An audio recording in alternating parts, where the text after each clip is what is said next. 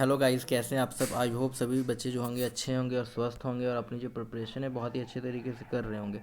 तो बच्चा आज जो है आप लोगों को मैंने इंग्लिश का अपलोड किया था, वीडियो साइनोनियम किया था। आई होप सभी बच्चे ने, मैं उम्मीद करता हूँ सभी बच्चे जो हैं वो देख लिए होंगे, ठीक ना। और साथ में ही बच्चा आज मैंने बायोलॉजी के डाइजेस्टिव और कुछ डाइजेस्टिव चैप्टर के प्रश्न थे, डाइजेस्टिव यानी कि पाचन तंत्र के थे, डाइजेस्टिव सिस्टम के थे, और जो कुछ प्रश्न थे बच्चा वो डिजीज़ का था, ठीक ना, यानी कि रोग का था। तो आई होप सभी बच्चे देख लिए होंगे। ये दोनों प्रश्न जो है बच्चा, दोनों जो है वीडियो है बहुत इंपॉर्टेंट है, सीधे सीधे प्रश्न। इसमें जो इंग्लिश में करवाया हूँ आप लोगों को, ये सब करवाया हूँ आप लोगों को प्रीवियस ईयर। एक क्वेश्चन इसमें प्रीवियस ईयर मिलेगा और एक प्रश्न जो है आप लोगों को मैंने अपने से वर्ड दिया है जो इंपॉर्टेंट है आप लोगों के एग्ज़ाम में, ठीक ना। तो आज जो है बच्चा ये क्लासेज जो है केमिस्ट्री का होने वाला है, ठीक ना। केमिस्ट्री की भी हो गई है, ठीक ना, यानी कि रासायनिक विज्ञान का जो है स्टार्ट हो चुका है। तो पहला प्रश्न पढ़ेंगे सभी बच्चे, और जो बच्चे चैनल पे न्यू हैं लाइक ज़रूर करेंगे, वीडियो को लाइक ज़रूर करेंगे और सब्सक्राइब करेंगे, सब्सक्राइब सब्सक्राइब ज़रूर करेंगे, ठीक ना, और शेयर करेंगे ज़्यादा से ज़्यादा सभी के साथ। तो चलिए बच्चा पहला प्रश्न देखते हैं। कह रहा है किसने कहा था कि परमाणु अविभाज्य है, या किसने कहा था कि परमाणु अविभाज्य है, यानी कि परमाणु को डिवाइड नहीं किया जा सकता है, ठीक है। हाँ, परमाणु अविभाज्य है। पहला है मेंडलीव, दूसरा है डाल्टन, तीसरा है नील बोहर, चौथा है न्यूटन। इसका क्या आंसर होगा सभी बच्चे कमेंट में देंगे। तो इसका जो राइट आंसर हो जाएगा बच्चा डाल्टन। डाल्टन ही पहला वैज्ञानिक था जिसने एटम्स के बारे में बताया था। एटम्स के बारे में डाल्टन साहब ने ही बताया था। और इन्होंने क्या बताया कि एटम जो होता है बच्चा, यानी कि परमाणु जो होता है उसको डिवाइड नहीं किया जा सकता, यानी कि उसको विभाजित नहीं किया जा सकता है, ठीक ना। चलिए दूसरे प्रश्न की ओर बढ़ते हैं। क्या कह रहा है दूसरा प्रश्न, क्या कह रहा है देखिएगा सभी बच्चे, देखेंगे ध्यान से देखेंगे। इलेक्ट्रॉन की खोज किसने की? इलेक्ट्रॉन की खोज किसने की? मैंने क्या बताया था, ईट पर नाच, एक ट्रिक बताया था आप लोगों को मैंने, ईट पर नाच। ई क्या था, इलेक्ट्रॉन। ट क्या था, टॉमसन। इलेक्ट्रॉन का खोज किसने किया है? टॉमसन साहब ने, ठीक ना। तो टॉमसन यानी कि थॉमसन, यानी कि इलेक्ट्रॉन का खोज किसने किया है? थॉमसन साहब ने। क्या होगा ये उत्तर जो है आप लोगों का सही होगा। जॉन डाल्टन नहीं होगा, चैडविक नहीं होगा, नन नहीं होगा। नन यानी कि कोई भी नहीं। इलेक्ट्रॉन की खोज किसने की? हु डिस्कवर्ड इलेक्ट्रॉन, ठीक ना। इंग्लिश भी बोलते जा रहा हूँ साफ साफ, ठीक ना। अगला है केनाल भेजो कि एक धन आवेशित, नहीं बच्चा ये थोड़ा सा आप लोग सही कर लीजिएगा, ठीक ना। केनाल भेजो नहीं है, ठीक ना, केनाल रे है यहाँ पर। जो भेजो है ना यहाँ पर केनाल रे, जो केनाल रे जो कि एक धन आवेशित विकिरण है, ठीक ना, धन आवेशित विकिरण है का पता किसने लगाया? किसने पहली बार जो है इसका पता लगाया था, ठीक ना। धन आवेशित विकिरण का पता किसने लगाया था? जो इसका आंसर जो हो जाएगा बच्चा वो क्या हो जाएगा, गोल्डस्टीन। गोल्डस्टीन वो साहब थे जिन्होंने इसका पता लगाया था। किसके बारे में? केनाल रे। किसके बारे में? केनाल रे के बारे में बताया था, ठीक ना। इंग्लिश मीडियम वाले क्या बोलेंगे? केनाल रे, ठीक ना। केनाल रे के बारे में बताया था, ठीक है। केनाल रे समझ रहे हो, धन आवेशित है, ठीक ना। चलिए आगे देखते हैं। अगला प्रश्न क्या कहता है, प्रोटॉन की खोज किसने की?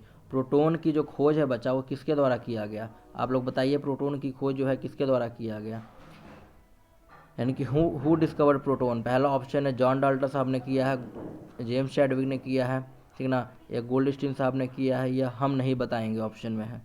ऑप्शन में ये भी आप लोगों को दिया गया है क्या, कि हम नहीं बताएंगे।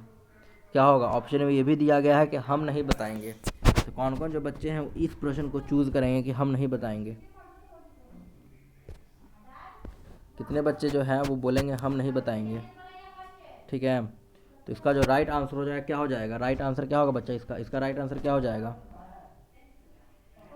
राइट आंसर क्या हो जाएगा इसका? राइट आंसर क्या हो जाएगा? प्रोटॉन की खोज किसने की? सभी बच्चे बोलेंगे। तो एक मैंने ट्रिक लिखाया था, ईट पर नाच। यहाँ पर जो बच्चा बहुत बार प्रश्न को घुमाया जाता है, यहाँ पर प्रोटॉन का जो खोज है ना बच्चा, पेपर में अधिकतम जो है बच्चा यहीं फंसता है। कैसे कि प्रोटॉन का खोज जो है बच्चा ईट पर, यानी कि पर से क्या है प्रोटॉन, र से क्या है रदरफोर्ड। रदरफोर्ड जो है बच्चा, इसने जो है नेमिंग दिया था प्रोटॉन को, प्रोटॉन नाम दिया था। रदरफोर्ड साहब ने प्रोटॉन का प्रोटॉन नाम दिया था। पर इस प्रोटॉन को खोजा कौन था? असलियत बता रहा हूँ बात। इस प्रोटोन को जो खोज करता है वो गोल्डस्टीन साहब करते हैं। पर एग्ज़ाम में क्या करता है, कई बार ये रदरफोर्ड भी दे देगा और गोल्डस्टीन भी दे देगा, रदरफोर्ड भी दे देगा, गोल्डस्टीन भी दे देगा, ठीक ना। तो उस समय क्या करना है आपको, जो सबसे परफेक्ट आंसर होगा गोल्डस्टीन होगा, सबसे परफेक्ट होगा गोल्डस्टीन होगा, ठीक ना। और कई बार क्या किया जाता है कि कह देगा कि प्रोटॉन की खोज किसने किया और ऑप्शन में गोल्डस्टीन नहीं देगा और रदरफोर्ड दे देगा, तो उस समय रदरफोर्ड आंसर सही होगा, ठीक ना। ये खेलता है आप लोगों के साथ, ये आप लोगों के साथ खेलता है। और क्या करेगा, तीसरा प्रश्न क्या बनाएगा कि क्या करेगा कि रदरफोर्ड नहीं देगा, रदरफोर्ड नहीं देगा तो ऑब्वियसली गोल्डस्टीन जो होगा आपका सही उत्तर होगा, ठीक ना। और अगर दोनों दिया है, रदरफोर्ड भी दिया है और रदरफोर्ड भी दिया है, गोल्डस्टीन भी दिया हुआ, तो गोल्डस्टीन सबसे परफेक्ट आंसर माना जाएगा, ठीक ना। बहुत सारे एग्जाम्स में बहुत सारे बच्चों को फंसाया गया है, लेकिन आप नहीं फंसना है आप लोगों को, ठीक ना। क्या कह रहा है, एक प्रोटॉन का द्रव्यमान एक इलेक्ट्रॉन से डैश लगभग भारी या हल्का होता है। एक प्रोटॉन का जो द्रव्यमान होता है बच्चा, एक इलेक्ट्रॉन से कितना हल्का या भारी होता है। तो आप लोगों को बता दूं बच्चा, एक प्रोटॉन का जो द्रव्यमान होता है वो कितना होता है, एक प्रोटॉन का द्रव्यमान कितना होता है, एक प्रोटॉन का द्रव्यमान जो होता है बच्चा 1.672 मल्टीप्लाई 10 की पावर -27 kg होता है। 1.672 मल्टीप्लाई 10 की पावर 27 होता है, ठीक ना। तो इसका जो राइट आंसर हो जाएगा बच्चा बी हो जाएगा। एक प्रोटॉन का द्रव्यमान जो होता है बच्चा एक इलेक्ट्रॉन से लगभग 20 कितना हो जाएगा 2000, 20,000 नहीं है यहाँ पर 2000 है, कितना 2000 गुना क्या है, भारी है, कितना है 2000 गुना क्या है, भारी है। चलिए आगे बढ़ते हैं। अगला प्रश्न क्या कह रहा है कि प्रोटॉन का द्रव्यमान इकाई और उसका आवेश लिया जाता है। प्रोटॉन का द्रव्यमान इकाई, ठीक है ना, यानी कि रिलेटिव मास देखें, रिलेटिव मास पूछ रहा है यहाँ पर।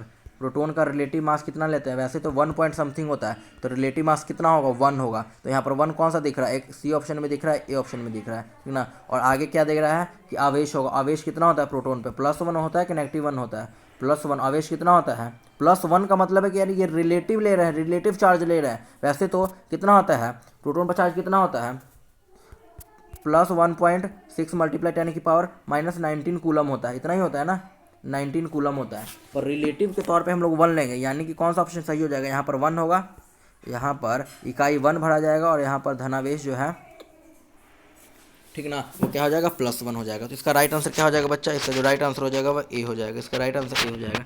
चलिए आगे बढ़िए। क्या कह रहा है कि एक उदासीन परमाणु में प्रोटॉनों की संख्या इलेक्ट्रॉनों की संख्या से डैश होता है। क्या कह रहा है, एक उदासीन परमाणु में, यानी कि एक न्यूट्रल परमाणु है, एक न्यूट्रल परमाणु है जिसमें प्रोटॉनों की संख्या, प्रोटॉन की संख्या जो है बच्चा वो इलेक्ट्रॉन की संख्या से क्या होगा। मैंने आप लोगों को पूरा डिस्कस किया था कि एक जो होता है बच्चा एक न्यूट्रल होता है, एक न्यूट्रल परमाणु है यानी सोडियम है, तो इसमें बच्चा प्रोटॉनों की संख्या और इलेक्ट्रॉनों की संख्या क्या होती है, बराबर होती है। तो क्या होगा यहाँ पर बराबर राइट आंसर होगा, क्या हो जाएगा बच्चा बराबर, यहाँ पर राइट ऑप्शन होगा, क्या होगा बराबर सही हो जाएगा। चलिए आगे बढ़िए। 8वां प्रश्न क्या कहता है, किसके अनुसार परमाणु अविभाज्य है और अविनाशी है। किसके अनुसार परमाणु अविभाज्य है, यानी कि परमाणु को अविभाज्य नहीं किया जा सकता, डिवाइड नहीं किया जा सकता। इसका जो है आंसर आप लोगों को मैंने पीछे दे दिया है, तो इसका आंसर क्या हो जाएगा डाल्टन साहब के द्वारा। किसके द्वारा, डाल्टन साहब के द्वारा जो था परमाणु को डिवाइड नहीं कर सकते हैं, ठीक ना, विभाजित नहीं किया जा सकता है, अविभाज्य है, ठीक ना।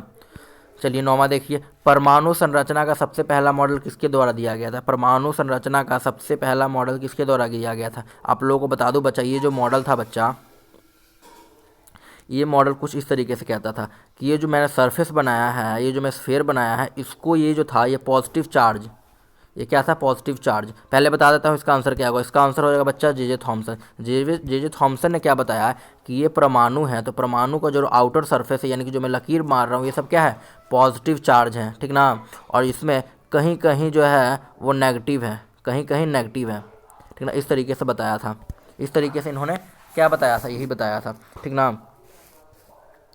तो इसका राइट आंसर क्या हो जाएगा बच्चा, इसका राइट आंसर क्या हो जाएगा ये जे थॉमसन। चलिए आज का आखिरी प्रश्न है और बहुत अच्छा प्रश्न है। क्या कह रहा है, अगर तरबूज एक परमाणु है, अगर तरबूज एक परमाणु है, तरबूज का लाल खाने वाला भाग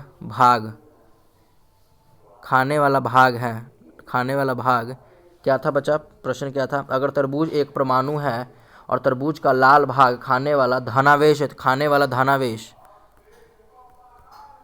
खाने वाला धनावेश है, खाने वाला धनावेश है, और तरबूज में बीज इलेक्ट्रॉन है।